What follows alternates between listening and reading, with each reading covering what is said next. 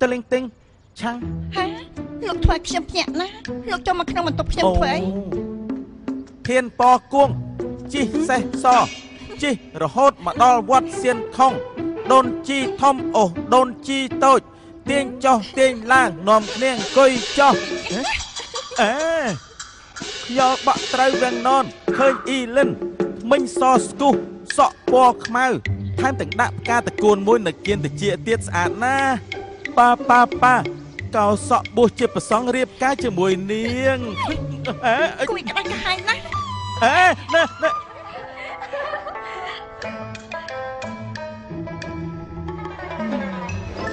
ស្មាខ្ញុំប្រុសចិត្តងាយអាយ៉ានាំគ្នាញ៉ាំបាយហ្នឹងអាយ៉ាកំពុងញ៉ាំបាយមែនទេហ្នឹងថ្ងៃនេះមានម្ហូបអីហ្នឹងហ៎អីក៏កំសត់ម៉េះហ៎ណ៎ណា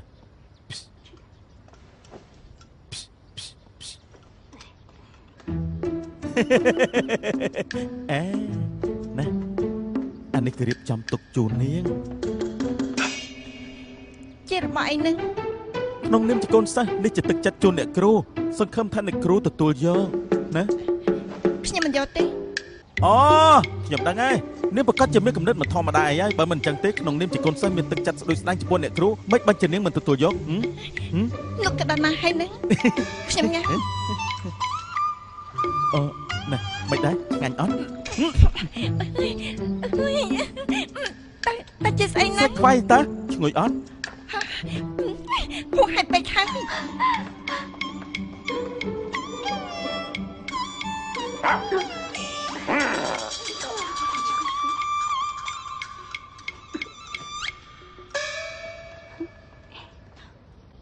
អេលីនមើលតែធានប៉ាគួងល្អចំពោះឯងណាតើឯងពិតជាសប្បាយតែឯងក៏និយាយផ្ដេសផ្ដាស់ដែរឯងដឹងថាមួយជីវិតនេះខ្ញុំស្អប់ម្នាក់នឹងជាងគេមិនមែនទេខ្ញុំយល់ថាគេធ្វើអញ្ចឹងគួរឲ្យរំភើបណាបើសិនជាខ្ញុំសឹកឲ្យបានជួបនឹងបរិបបែបនេះទោះជាស្រាប់ក៏សុខចិត្តដែរបើបងចង់បានខ្ញុំជួបបងទៅចុះមួយជីវិតនេះខ្ញុំចង់ជួបគេទៀតទេពិតមែនទេពិតមែនណានេះគឺជាការប៉ិន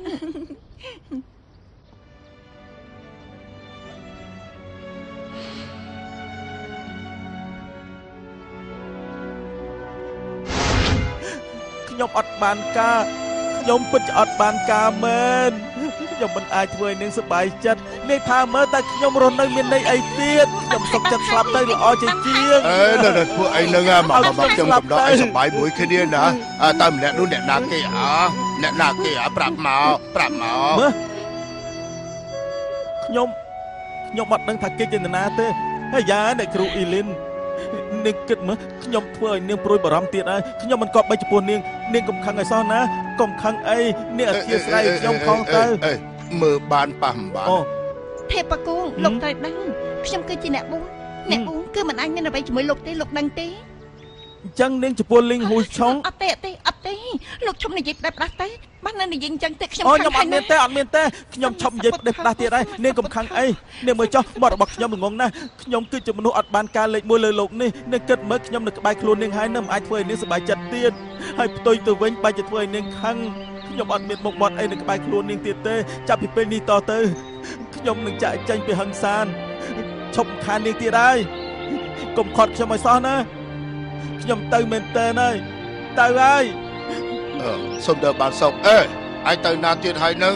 ទៅសម្រាប់ខ្លួនទៀតអីឯងតាមខ្ញុំជប់សិនកុំតាមខ្ញុំជប់សិនឯងមកធ្វើអីត្រឡប់ទៅដល់នាងវិញទៅជប់សិនមើល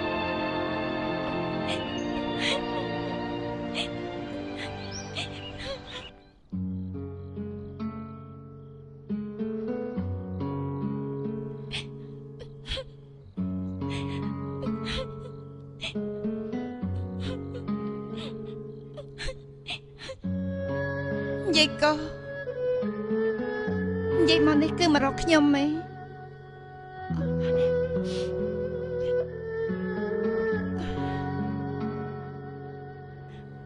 និយាយក៏ថ្ងៃនេះធានប៉កគូមិនដឹងជាកើតអីទេស្រាប់តែចង់សម្លាប់ខ្លួនខ្ញុំមិនដឹងធ្វើរបៀបម៉េចទេនិយាយគិតមើល បើខ្ញុំមិនស្រឡាញ់គាត់ចង់សម្លាប់ខ្លួនបើខ្ញុំស្រឡាញ់គាត់មិននឹងកើតទៅតាំងពីតូចមកខ្ញុំអត់មានម្ដាយមានរឿងជាច្រើនខ្ញុំមិនដឹងថាត្រូវនិយាយប្រាប់អ្នកណាទេដូច្នេះទឹកខ្ញុំនិយាយប្រាប់យាយខ្ញុំពិតជានឹកបងលីងហ្វូនណា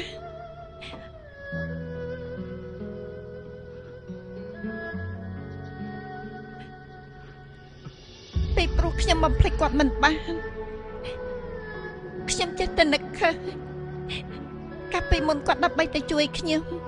សំបីតែជីវិតខ្លួនឯងក៏ហ៊ានលះបង់ដែរហើយថែមទាំងរបួសធ្ងន់ទៀតខ្ញុំគ្រាគាត់គិតតែពីដែរខ្ញុំនឹកឃើញថ្ងៃនោះ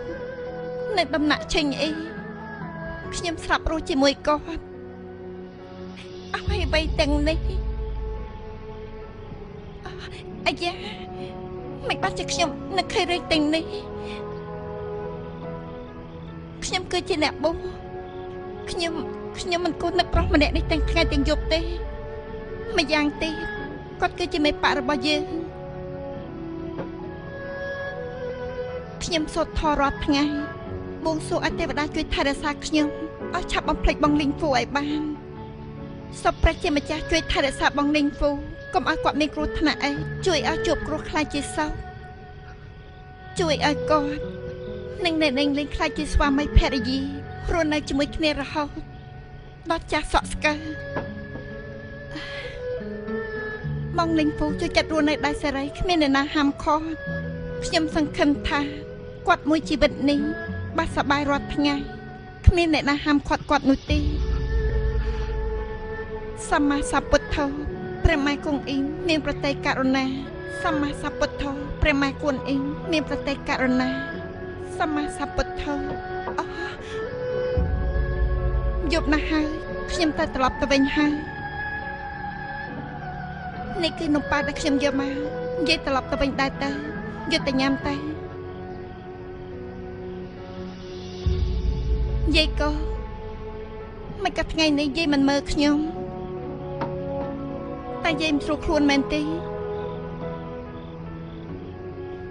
ខ្ញុំពិតជាល្ងងណាស់ដឹងថាយាយស្ដាប់មិនឮហើយនៅតែសួរទេអញ្ចឹងខ្ញុំទៅហើយយាយក៏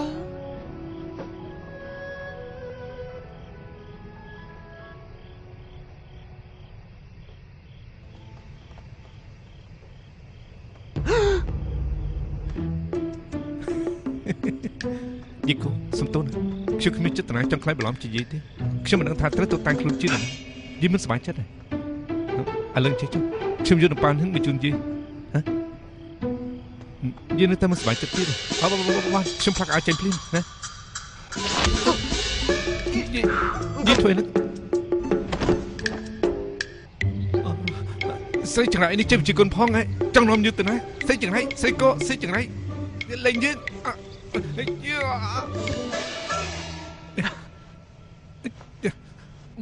នេះតែនេះចង់ធ្វើអីហ្នឹងចិត្តជីបចោខ្ញុំឲ្យបិទភ្នែកខ្ញុំទៀតតែនេះចង់យ៉ាងម៉េចហ្នឹងនេះវ៉ៃនេះតាណាហ្នឹងនេះមកវិញ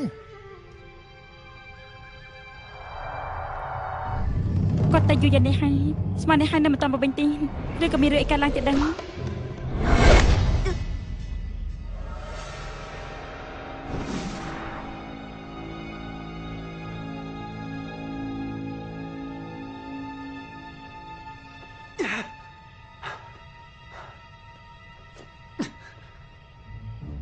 ធ្វើនឹងជើងខ្ញុំផឹកស្រាអូក្តៅណាស់នេះចង់ធ្វើនឹង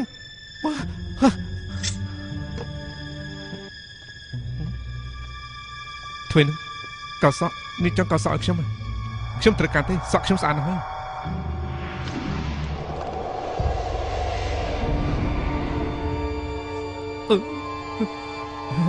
ខ្ញុំមិនចង់ហាត់ក្បាច់ដើរពីសៀតទេពិតមែនណានេះមិនចាំបាច់ជួយខ្ញុំទេ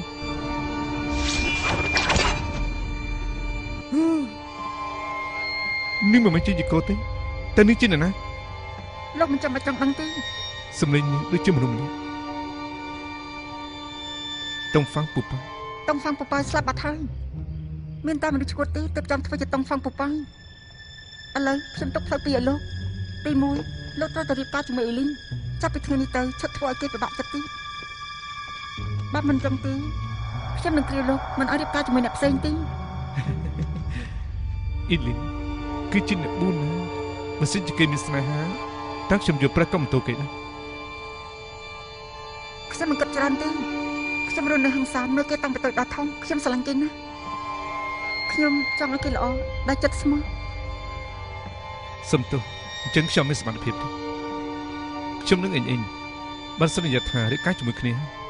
បើសិនជាខ្ញុំក្បត់ចិត្តគេអញ្ចឹងខ្ញុំខ្លាចទៅជាប្រុសក្បត់ចិត្តទៅហើយនេះថាមើលបើខ្ញុំមានចិត្តសាវ៉ាតែអ៊ីនត្រូវកាប់បរត់ដូចខ្ញុំដែរទេបើលោកមិនចង់ធ្វើជាប្រុសក្បត់ចិត្តទេក៏បាន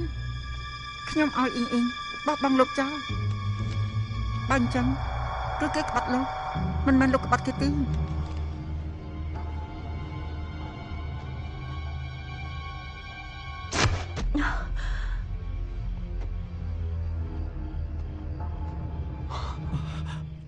អ៊ីង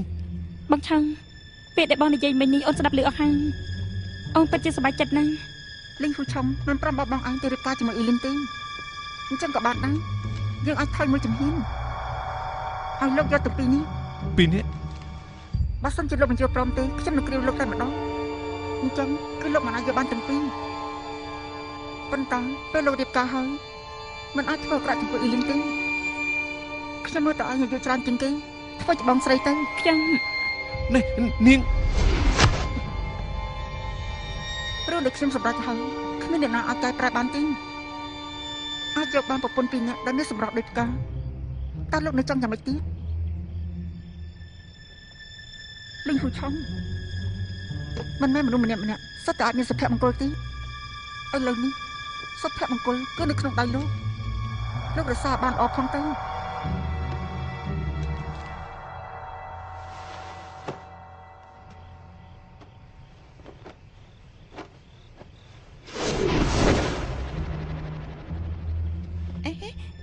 យាយកោយប់យ៉ាងនេះហើយនិយាយមកកន្លែងខ្ញុំធ្វើអីយាយកោយ៉ាងម៉េចរួចរាល់ហើយនៅដងទឹកទៅប្រមាណកន្លែងនៅលើវិហារឧសកខ្ញុំដាក់ថ្នាំរួចអស់ហើយបណ្ដងក្នុងដំណាក់ក៏ខ្ញុំបានដាក់ថ្នាំរួចហើយនៅក្នុងប៉ាន់តែខ្ញុំក៏ដាក់ថ្នាំហើយដែរពីងទឹកធំនៅក្នុងផ្ទះបាយខ្ញុំក៏បានដាក់ថ្នាំរួចហើយដែរឲ្យទៅដល់ពេលព្រឹកពួកពេលងើបឡើងលុបមុខដកថ្មិញនោះ